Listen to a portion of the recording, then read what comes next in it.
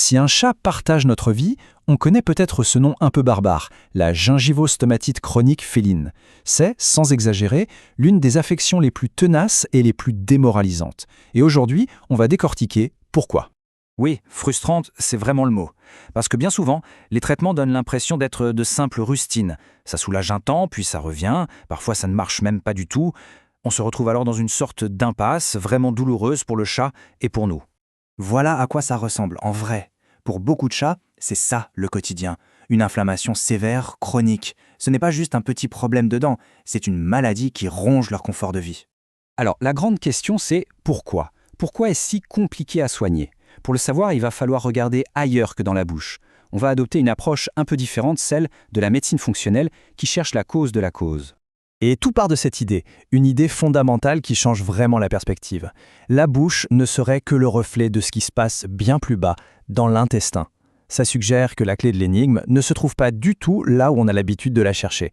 Notre premier indice, c'est ce qu'on appelle l'axe intestin-bouche. Pour bien saisir l'enjeu, il y a un chiffre à retenir. Plus de 70% du système immunitaire de notre chat se trouve dans son intestin. C'est une véritable tour de contrôle. Ok, alors comment ça marche ce lien? C'est un processus en 4 temps. Tout commence dans le ventre. Une mauvaise alimentation, du stress, ça crée un déséquilibre. Les mauvaises bactéries prennent le dessus et, petit à petit, elles abîment la paroi de l'intestin qui devient comme une passoire. C'est l'étape de l'intestin perméable.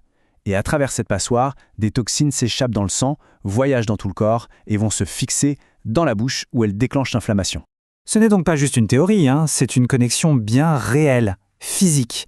Un problème qui naît dans l'intestin a un impact direct, et parfois dévastateur, sur la bouche. C'est une sorte d'autoroute pour l'inflammation.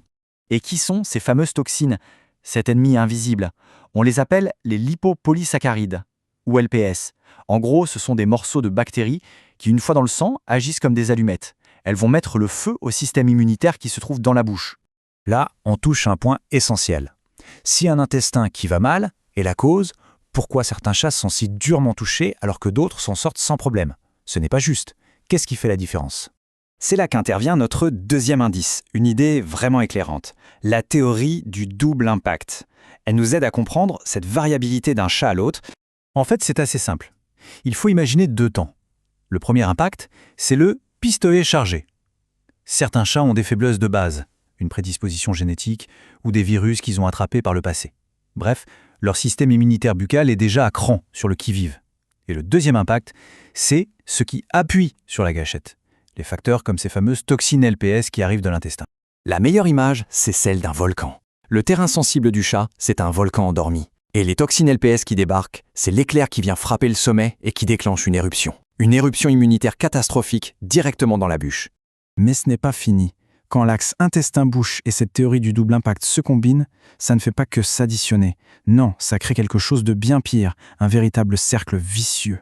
D'abord, le système immunitaire est tellement en surchauffe qu'il devient complètement fou. Il ne se contente plus d'attaquer les bactéries, il se met à attaquer les propres tissus du chat, ses gencives, comme si c'était des ennemis. Ensuite, la douleur devient tellement intense que le chat a du mal à manger. Et qui dit mauvaise alimentation, dit un intestin qui s'affaiblit encore plus. Et voilà, la boucle est bouclée. L'intestin, encore plus mal en point, libère encore plus de toxines. Ces toxines retournent dans la bouche, ravivent l'inflammation, qui cause plus de douleur, qui affaiblit encore l'intestin. Le chat est prisonnier de ce cycle infernal. Bon, le tableau est un peu sombre, c'est vrai, mais le fait de comprendre tout ce mécanisme, ça change tout. Parce que ça veut dire que la cible n'est peut-être pas celle qu'on a visée jusqu'à présent. Alors, la question à 1 million, pour briser ce cycle, on frappe où? On concentre nos efforts sur quoi exactement? La réponse, elle est simple, mais elle est puissante. Il ne faut pas se focaliser sur le feu, c'est-à-dire l'inflammation dans la bouche, mais sur ce qui l'alimente, le carburant qui arrive de l'intestin. Donc, la stratégie de fond, la voilà. L'objectif est de couper l'arrivée de ce carburant, de ces toxines LPS, en réparant la paroi de l'intestin. Si on coupe l'arrivée du carburant, le feu qui brûle dans la bouche finit logiquement par s'éteindre de lui-même.